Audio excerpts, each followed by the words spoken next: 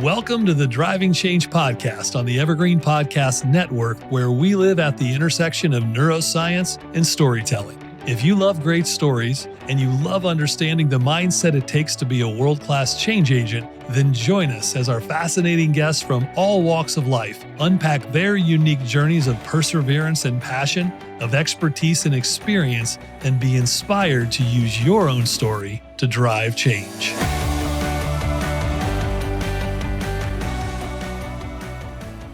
Welcome back to the Driving Change podcast. As always, I'm your host, Jeff Bloomfield, where we bring on really interesting guests who have really interesting stories. And more importantly than their stories is how their stories can positively influence us.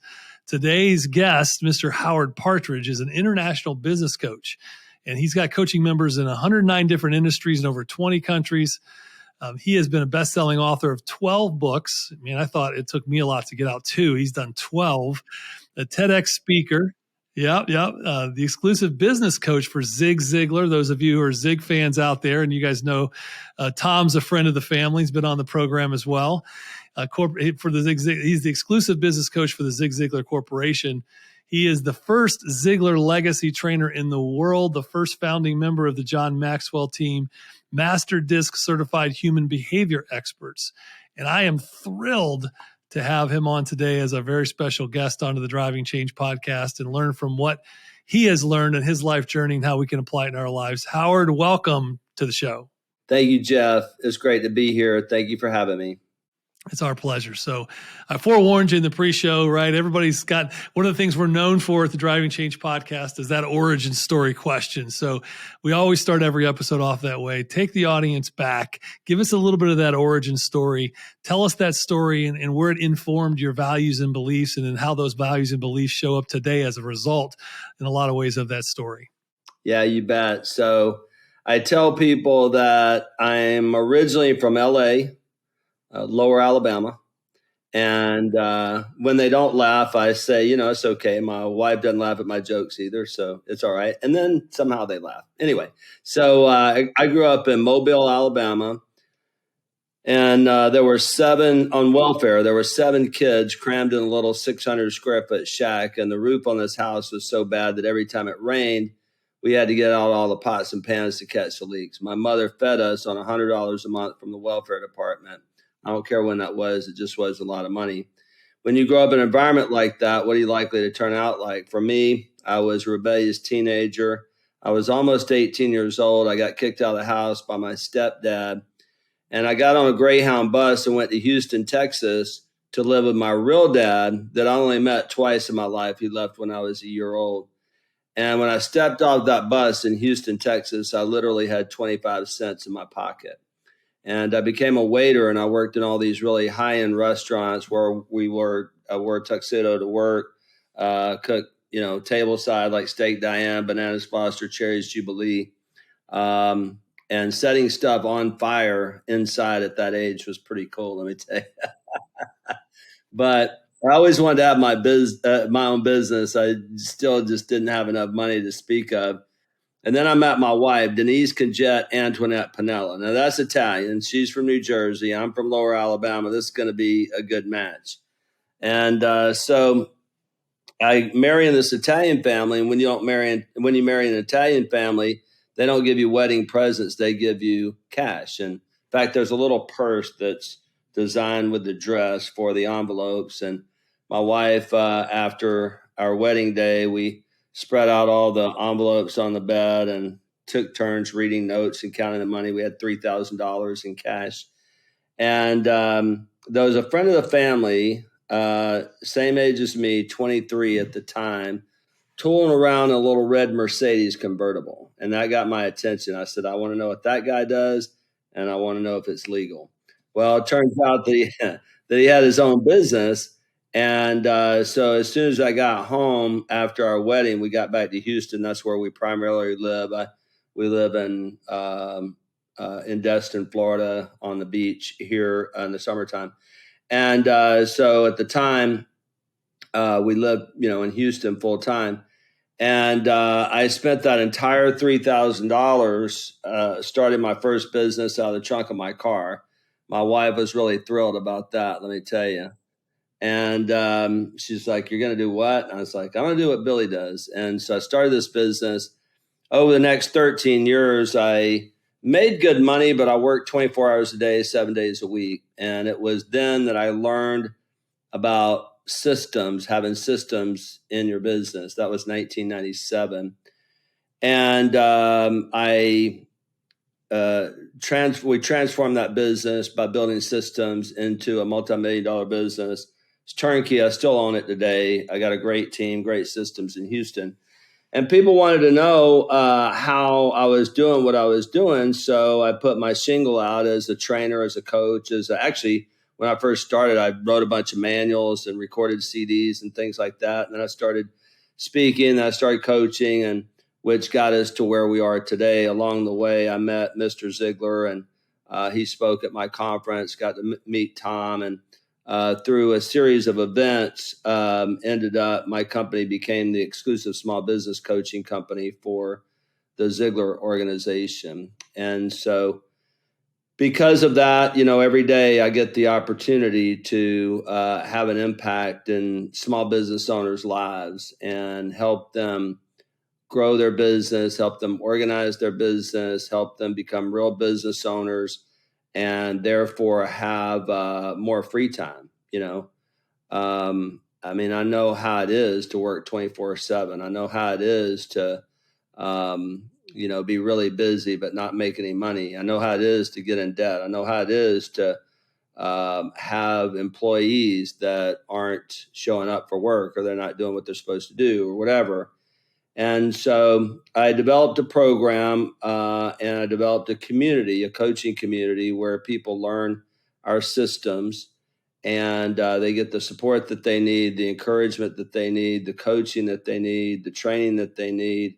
And it's become a phenomenal community. And being involved with Ziglar and being able to be in the position of, helping Tom make good decisions around that business has put me in a place where I talk about Zig Ziglar all the time, and everything that we do is based on his philosophy of, you can have everything in life you want if you'll just help enough other people get what it is that they want.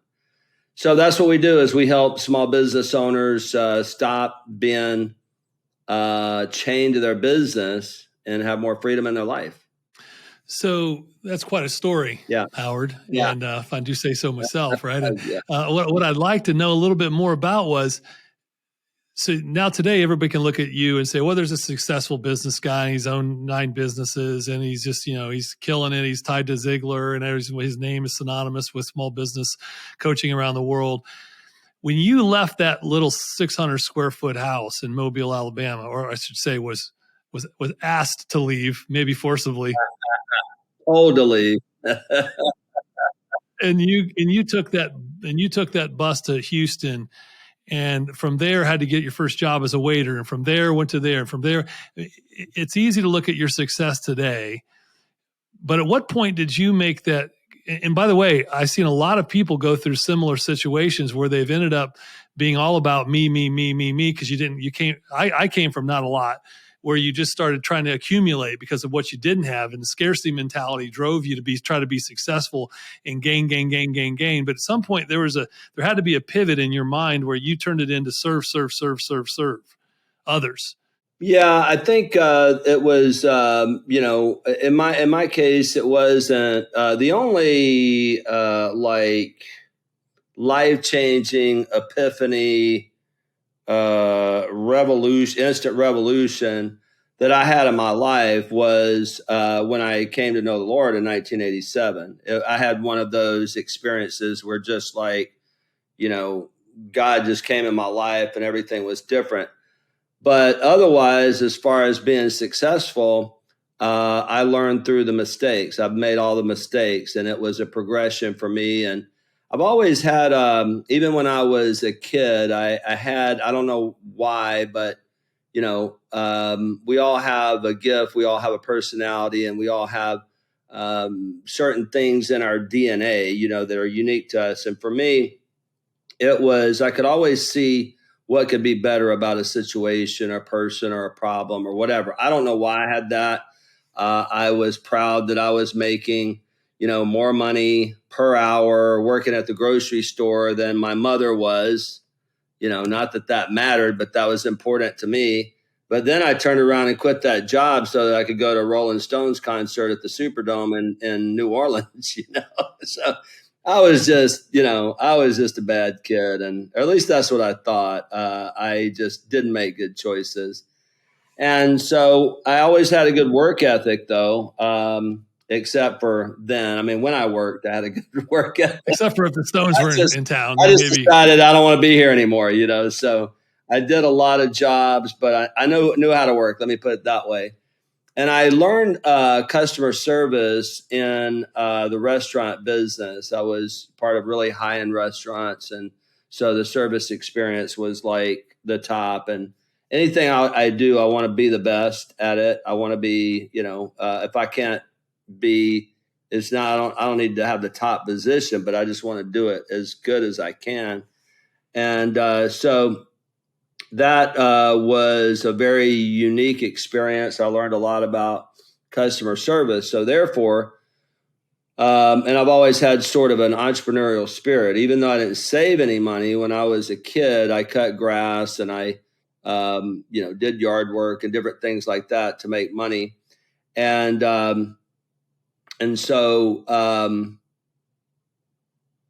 when I started my own business, customer service was what set me apart. If you need me there at 5 a.m., I'll be there at 5 a.m. If you need me there at 9 p.m., I'll be there at 9 p.m. If you need me there on Sunday, which is good, but there's some negatives to that. You gotta have a life, and so there you need some balance. But the point is that we had outstanding customer service. And then, of course, that drove me to start looking into marketing and networking and sales and all that kind of stuff. So I started studying and reading books and going to industry events. And before too long, I got involved with industry associations. And so my business was becoming very successful. And the thing is that the business strategies, philosophies, systems that I used back then, I still use today. I mean, they're not complicated. Build your network, build relationships. Network online, offline, and shoreline. I reached my dream of building my dream house here on what I call the Dream Beach, 3.5 miles of unspoiled beach. And that's a whole story by itself. But, we spent the whole summer here last summer, and I sat out there on the beach. I'm out there every single day. So I know every single person that lives here that walks that beach by name, what they do and all that. That's just what I do. And other people don't do that. They don't notice who's in their space. They don't connect with people. And so I just, kept using those systems, perfecting those systems, making those systems better, learning from, and I wasn't a very good leader. So, I had marketing, I had sales, but I didn't pay attention to debt, got my companies in a lot of debt. So then I had to learn that lesson. Today I'm debt free. My companies are debt free. The only thing I have finance is real estate. And so that's a blessing. But I had to learn leadership. So I got involved with John Maxwell, and I learned all his stuff and got in his programs when they put out the John Maxwell team. I just happened to be on the front row when they did that. And of course, with Tom, Zig had come and spoken at my conference. I do a quarterly conference for our coaching members. And Zig spoke. Tom was there. Tom and I got to know each other. And I invited him to come speak himself. And every time I went to Dallas, I just had lunch with him. And one thing led to another. And Tom ended up using my quote for Zig, one of my quotes for the last chapter of Zig's last book, Born to Win. My business systems model is in that last chapter. And so then after that, Zig couldn't speak anymore because of his he had fallen down the stairs and, had short-term memory issues and all that. Tom called me and asked me if I would be willing to help them they wanted to go into business coaching. Would I be willing to partner with them, which I did. And so Tom and I traveled around the world, and I was with him when the idea came up to do Ziglar Legacy certification. And so that's how I got here today. I, met Matt through that. So next week we have a Ziglar coaching summit. We did that. This is our third one, I think. And so we're doing that every year. We're certifying coaches that can coach on the Ziglar philosophy. And one of my personal missions is simply to advance the Ziglar philosophy, because, Zig was such an amazing human being. He's one of the few people that you meet that, he's got the whole package, right? So, he has his wheel of life, and he says that success is living a balanced life. You got spiritual, mental, physical, family, career, financial, personal, 7 spokes. And so he was a great example in all of those areas, And so so that's why we build everything on the Ziglar philosophy. We teach the philosophy. I have a retreat coming up here in Destin that I do every year for my coaching members, and we'll do a lot of Ziglar goal setting, Ziglar training, go through the planner, and all that kind of stuff. So anyway, it's truly a phenomenal life. Well, so you talk a lot about, and one of the things that I love is, so at Brain Trust, we talk a lot about the communication. That's our thing, right? Number one determining success factor of a human being, in my opinion, is the ability to communicate effectively. Yeah. If you can't, all bets are off, and all things are broken. And we talk a lot about the brain and how the brain processes information, both the neuroscience and psychology of that, so people can understand why communication is effective in some cases and why it's not in others.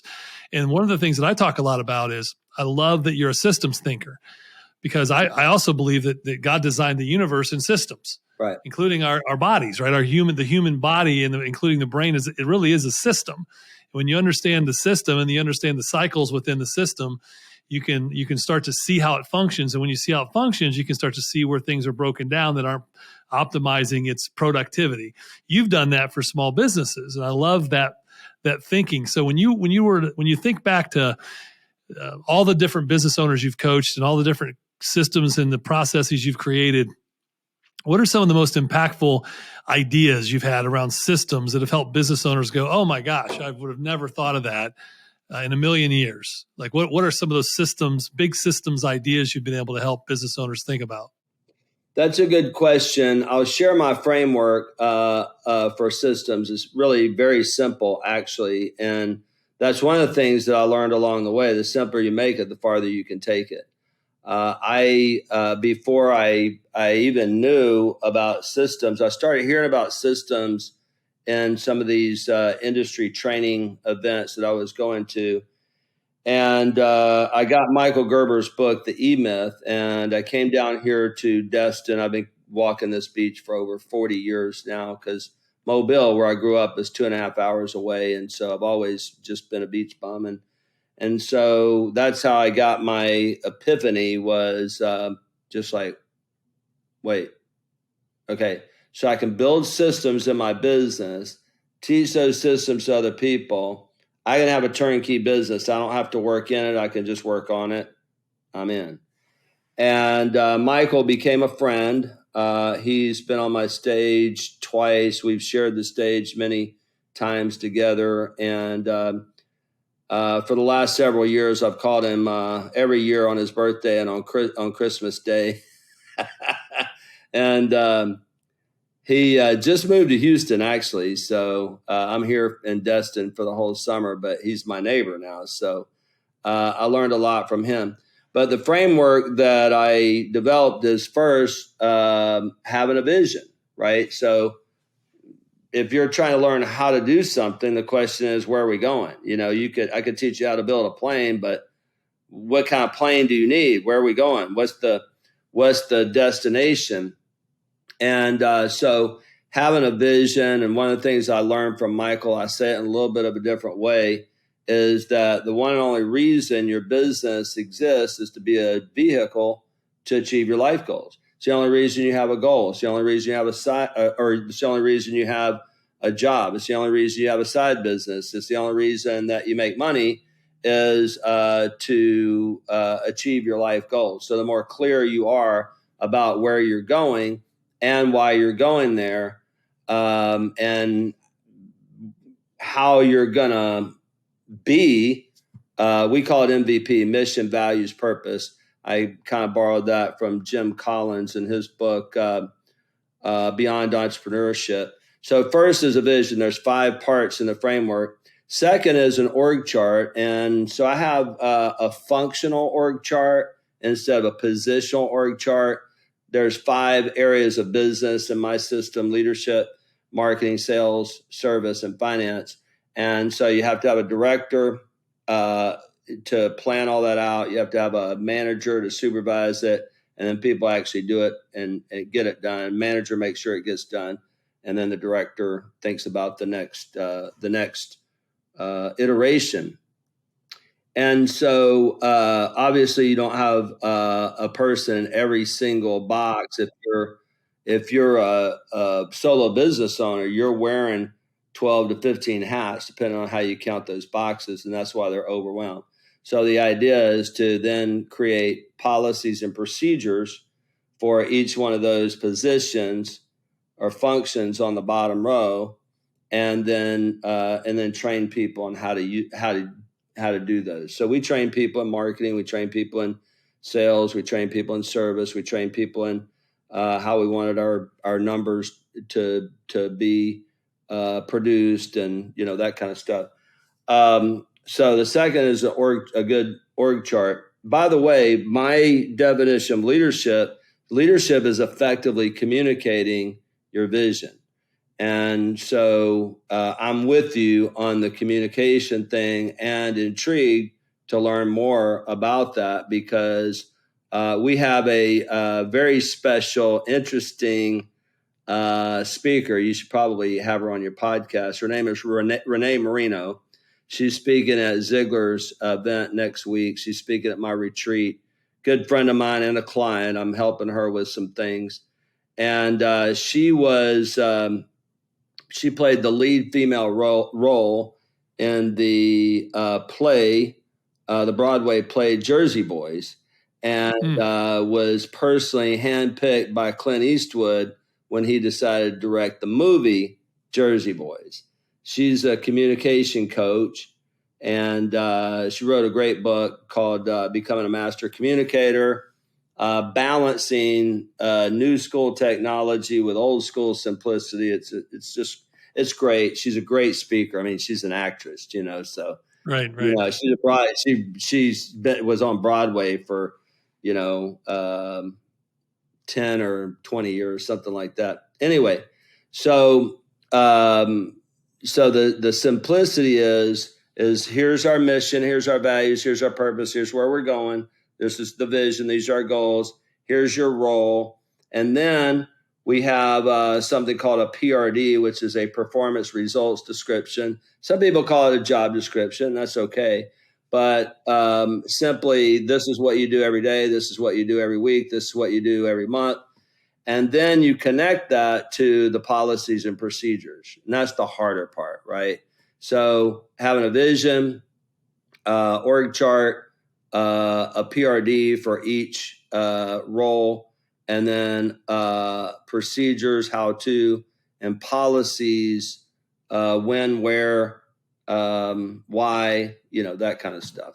So, so I think with that framework, you can systematize just about anything. And then if you understand the 5 systems, that leadership, everything that you do to communicate the vision, marketing, everything you do to attract prospects, sales, everything you do to convert prospects into paying customers, operations or service, everything you do to serve your clients, patients, members, or guests, and then administration, everything you do to track the numbers, is how that framework works. So we just help people build out that framework in their small business so that they don't have to, direct everything and be the only one who knows what's going on all the time.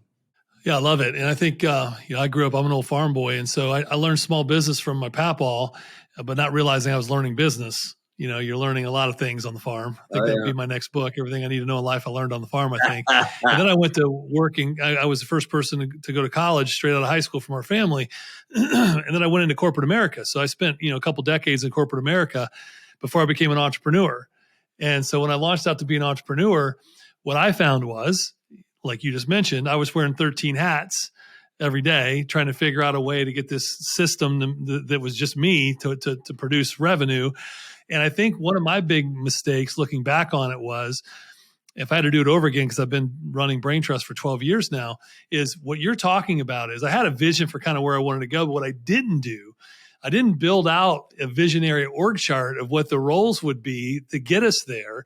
Right. So what happened was I just kept doing all the roles. Yeah. And because I didn't have that great vision of what the roles needed to be to get to where we needed to go, and I didn't have a performance description, I didn't even know, so I was literally running and doing every job all the time. And then what happened, I found, was you get really good at all the jobs because you know that nobody cares like you care. So you get really good at all the jobs. So then when you do finally have enough revenue to hire somebody, you never turn it over to them because they can't do it as well as you do because you've been doing it for 5 years, right? It's so true. It's so true. You asked a while ago, what was one big revelation to people? I think there's two big revelations I think that happen with people that I work with. One is I don't always do this, but it's one of the favorite demonstrations that I do from time to time. When you take that org chart and you have 15 boxes, right? Because you have 3 levels: director, manager, and implementer. Those are the 3 levels. Then you have 5 boxes or 5 areas: leadership, marketing, sales, operations, administration. So there's 15 boxes. And so we get 15 boxes, label them, marketing director, marketing manager, marketing technician, or implementer, whatever. And stack them up on the stage so you can see the org chart. And, the boxes are maybe, I don't know, about, say, this big, about that tall. And so I invite people up there to, invite somebody up there. So, okay, I want you to do this, and now I want you to do that. And I want you to, oh, wait, you're a solo business owner. So they keep stacking up the boxes until they're almost touching the chandelier in the ballroom to demonstrate, that you can't carry them all at once, but hey, carry this one. And then you got to put that down to go over here and do that. And, while you're doing that, somebody's over here moving that box or that, Right. You know what I mean? That's falling apart. So I think that's one of the big revelations. The other revelation is, and by the way, people who are listening, if they want to get that book, we give that book away. It's called The 5 Secrets of a Phenomenal Business, that shares that framework. It's really made for small businesses. And on my website, howardpartridge.com. Another book that I wrote, which is a revelation to people, is I share with them that the number one, and this really goes for anybody, the number one reason that people don't reach their biggest dreams and goals is not because they don't know what to do. It's not because they don't know how to do it. I mean, anybody would agree that if you could get done everything that you already know to do every day, would you be infinitely more successful? Well, yes. Well, for a business owner, you look at those 15 boxes, you look at that org chart and you see that you're in every box, so you feel overwhelmed, right? And then you understand why you can't get as much done. What if your people were able to get more done, right? So at the end of the day, it becomes about not just production, but performance, right? So Mr. Ziglar said that outside of character and integrity, the 2 most important qualities of success are persistent consistency, right? So once you learn how to do something and it needs to be done every day, you just keep doing it every day. Then you learn how to do it better, take it to the next level. So I wrote this book called FTI. The number one reason people don't reach their biggest dreams and goals is FTI, or failure to implement. And there's a lot of productivity books out there. In fact, Brian Tracy's a colleague of mine. He's been on my stage. I consider him a friend. And I think Eat That Frog is one of the most, if not the most popular productivity books in the world. Which, by the way, of course, he borrowed that from Zig, because Zig used to say, if the worst thing you have to do every day is eat a big old ugly frog, do it first thing in the morning and get it over with. Don't just sit there and look at that thing. And of course, he borrowed that from Mark Twain, who probably borrowed it from Solomon. And so, as Solomon said, there's nothing new in the world, but there's a new way to say it. There's another person to hear it from, and we all have people that we're called to. So what's different about FTI is I explain to people in the introduction of that book why we don't implement. That's important. We all know that, there's more that I could do for my career, for my health, for my family, for my relationships, for, everything that whole wheel. And we say, well, there's just not enough time. There is. So what's the reason? Is the lack of time? Is it we all have the same amount of time? Some people have more or less time because of their commitments, their obligations, or whatever. Is it a lack of discipline? Yes, but why? It's a lack of motivation. Yes, but why? And so we get down to, I'm going to give it away, I don't mind. But we get down to the fact that Mr. Ziglar said that that the secret ingredient of success is desire, and desire comes from a vision. And most people don't have vision because they don't have belief. The second that they start to think bigger, the second they start to think, oh man, I could do this or I could do that, the stinking thinking kicks in. That old self-image kicks in. Say, well, who do you think you are? I mean, you can't do that. And so the little demon over here is saying you can't do that. The angel or God is saying, yes, you can, and or however you want to put that. So it really comes down to belief. And so many of our beliefs are hidden. They're subconscious beliefs. They're not conscious beliefs. And so in that book, I worked through, I'm not, I never went to college. I'm not a psychologist. I'm just going from, practical experience. And then I lay out 10 principles that when we adopt these certain principles that and begin to live by those particular principles, that our performance will start going up in all areas. I love it. That's one of the things I like to say is the intensity of our beliefs will drive the consistency of our behaviors. Love that. And so if you're not getting where you're trying to go, then you didn't believe something as well as you thought, as deeply as you thought you did. So you got to probably go back and check that belief, right? Yeah. No, that's so good. That's so good, because you can understand what you truly believe by your behaviors. I love that. That's great. That's it. Well, this has been great, Howard. Where can folks learn to find? I mean, you've got so we didn't even touch on all the different books you've got and all the different resources, but where can folks go, whether they're a small business owner or not? Your books and your resources apply to about everything you do in life. Yeah. So where can we go? Our audience go to learn more about you and your work and how they can get plugged in. Yeah, so go to howardpartridge.com and you're going to find some free resources there. Our main target is small business owners that want to stop being chained to their business and have a little more free time. However, with Ziglar, with certification, I franchise my coaching company. I'm involved with a network marketing company. So when you come to our website, we're going to give you some free training and get you into what we do. And then we'll do an assessment, figure out, where you need to be. So If you're looking for a part-time opportunity over here, great. If you want to become a business coach, you want to become a Ziglar coach, great. If you're a small business owner, you want to get it organized, great. If you are